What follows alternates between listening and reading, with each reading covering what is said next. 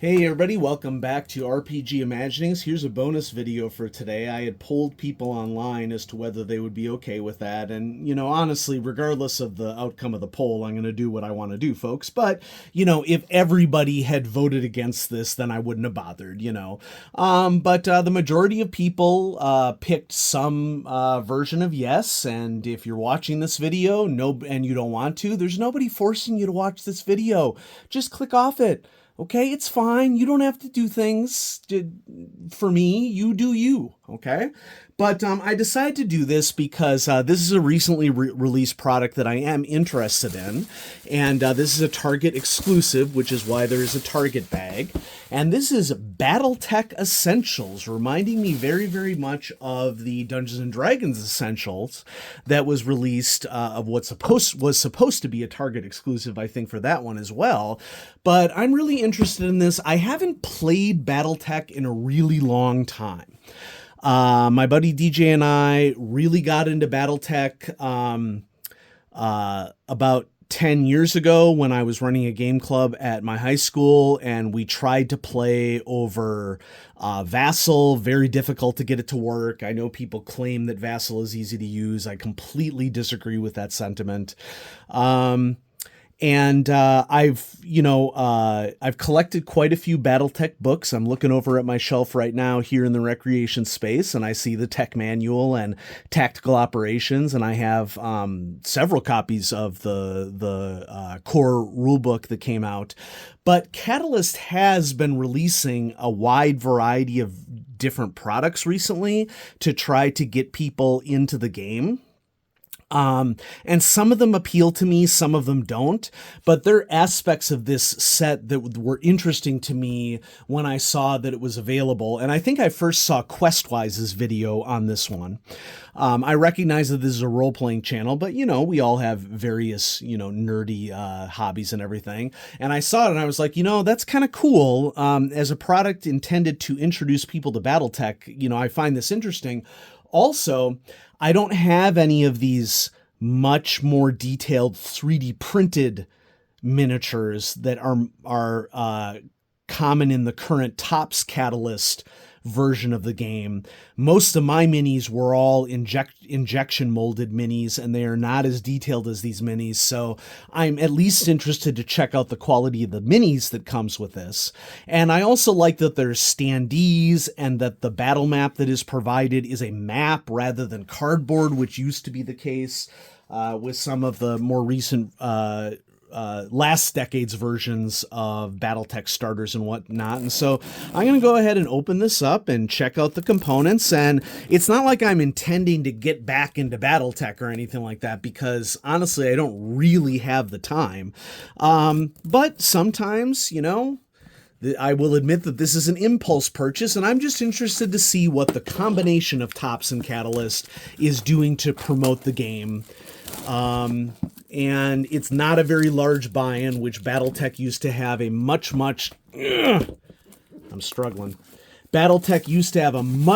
bigger minimum buy-in than $25, which is the case here for Target. So yeah, let's see what we get in this. And so shaky, shake, shake. Ooh, we might have to do more than a shake. We have to go under the cover and push. And here we go. All right. Well, we are offered a $20 coupon for our online store for Battletech's best selection of miniatures, fiction, source books, and swag. Just input this code during checkout for a $20 coupon, limit one per person. Folks, I might actually use this, so I will probably blur the code out of the video. Nothing personal. But, if I see something on the Battletech store that I really, really like, I might go ahead and take advantage of that. Spanner in the works. We got a short story here by Michael A. Stackpole. Gosh, I read the X-Wing series by Michael A. Stackpole back in the 90s. And so I am a huge fan of Michael Stackpole as an author, and so I will definitely read this. And I like this from the perspective of getting a feel of the game. Like, a game isn't just its rules. Battletech has a really enriching universe, and so I'm going to look forward to reading that. We have some mech record sheets, which have been shrunk down to what looks to be about, a half-size piece of paper, maybe a little bit bigger than that. We'll put that to the side temporarily. We have some sort of cards, which have already bowed. I think they'd probably bend back pretty well. 2d6, a vanilla 2d6, black and white 2d6. And then we have the mechs. These are really detailed. Okay. Let's see. This is a Centurion. Looks really good. And this, I want to say, is a Rifleman. Okay. And so in their base states as indicated by the miniatures, we have one that's shooty, but one that looks like it also has a Wolverine claw for melee. And then we have one that's double shooty. Lots of variants for mechs in this game. I'll probably hang on to this plastic insert because it seems to hold everything nicely. So we're just going to put that in there and put that in there. And we'll come back to that. Quick start rules. I am curious as to how these quick start rules have changed over the years, because the last Battletech quick start that I read was like more than a decade ago. Okay. But it isn't, surprising me to see that we have arcs and we have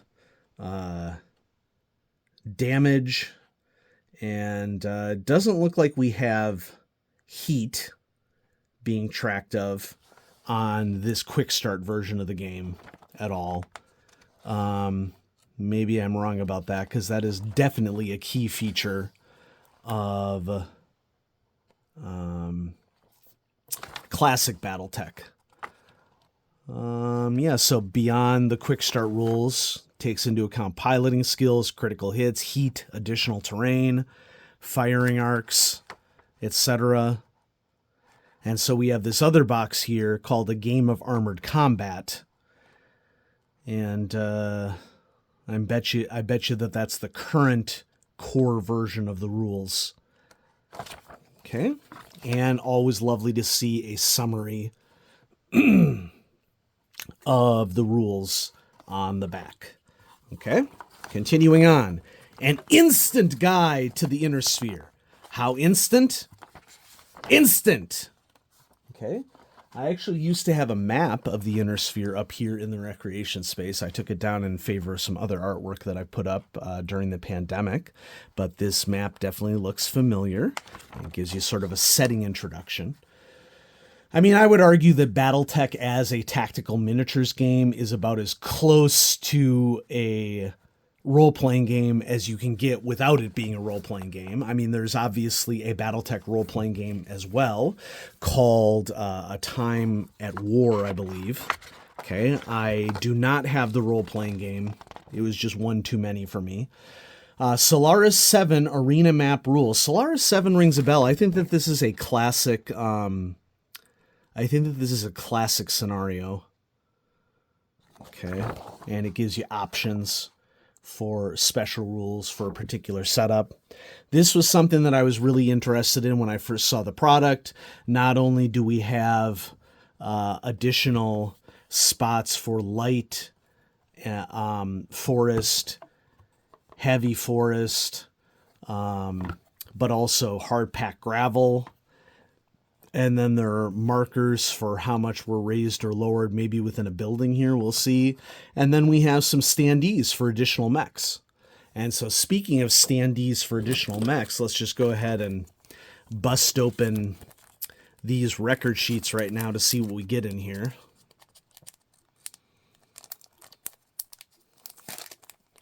This will probably give me some ideas for Traveler as well, because I can do whatever I want in my Traveler's game. If I want to merge Battletech with Traveler, there's nothing any of you in the audience can do to stop you. And I can hear some of you screaming at your screen right now. How dare you play games differently than me? Too bad. So we have Centurion. Okay. And on the back, there's lots of details about an overview of the mech, what its capabilities are, typical deployment, various variants that people program into it. So that's really cool. And these are on nice heavier paper. Tricky thing here is that marking. I might photocopy this diagram and have this diagram separately is the way that I would do it rather than laminating it, because I can photocopy it an infinite number of times. And just because you laminate something doesn't mean that the lamination is going to turn out well. And it doesn't mean that you're going to be able to infinitely mark with like a dry erase marker. And that can get easily smudged. So I prefer to have a physical sheet of paper. We have the Wolverine, one of the standee mechs. Love it. We have the Thunderbolt. I like that they've added little arrows. I'm guessing that these arrows were probably here before, but I don't know why I'm noticing them differently now as compared to in the past. We have the Rifleman, okay, that we've already talked about. Rocking 2 large lasers, and gosh, talk about ranged. Okay. And we have the Centurion. Okay, including, well, this is interesting. The AC-10, the LRM-10, 2 medium lasers are listed, but there's no melee attack listed here, so I'm betting that that is included in expanded rules. Okay, and then back to the Wolverine. Okay, cool. Nice. Yeah. Okay, so, let's stick this back in the plastic and keep them pristine. We'll also check out the cards here. I sort of got out of Battletech around the time that Alpha Strike was released. And, Alpha Strike is supposed to really speed up combat for you to have, like, really large-scale battles because you only really pay attention to huge groups of units and their basic attack and movement capabilities. It's a less fine-tuned version of it than regular Battletech, I guess I'll call it. But I believe that these are Alpha Strike cards here, or it looks like they might be pilot cards. Let's just check it out. Okay. We have Gray Noten. Rank Solaris Gladiator. Yeah, so these are actually pilot cards, and it details the pilots that might be involved with each of these mechs. Whatever. I like the idea of pilot variations. One of the things the DJ and I really wanted to do, if we could have gotten it off the ground, but we just never did because we were at distance, was to have a whole unit of Battletech, including vehicles and infantry and stuff. But we were just never able to really get it off the ground because it was a time commitment. The map is paper. It's a lower quality paper than what you might expect, but if this allows you to get more stuff in the box than the old cardboard maps, and they were really heavy cardboard maps in the Catalyst only days, maybe it's okay. And there's a city variation here that I like, that it's not just a blank map, that you have different level variations of concrete walls and stuff. So that's pretty cool. I certainly don't regret getting this at all. The extent to which I use it, well, who knows? I may not, but I'm definitely going to read the short story, and I'll check out the more quote-unquote advanced set online and see if that's something that I want to spend the coupon on. We'll see. Okay, so cards. This is now turned into a reboxing. Uh-oh. Dice. Cards. An extra tray. Okay. It's better than not having an extra tray, I suppose. Not really sure what would go in there, but I get to decide. I have the freedom to decide. Yay! And so there we are, Battletech Essentials. It is a nice little taste. And I'll look forward to rereading the basic rules. It seems that they've basically created an entry point here that is simpler than full BattleTech, but maybe more accessible to some players. And it has everything that I like about BattleTech. Minus, I think, heat management is something that I would not take out of Battletech. I think that is a critical dimension of the tactics of the game and really important. But they basically they made design decisions and they decided to let people worry about heat later on. They kept the really core mechanic, which is different hit locations and gradually whittling away at someone's components, and then your opponent losing those components, which is, in my opinion, one of the coolest aspects of Battletech as a tactical miniatures game. So yeah, there it is. I hope you enjoyed, everybody. And if you didn't enjoy it, I don't know why you're still here. You could have clicked off the video. You have the freedom to do that. But if you stuck around and you enjoyed it, yay, we're happy. Anyway, have a great day, everybody. Bye-bye.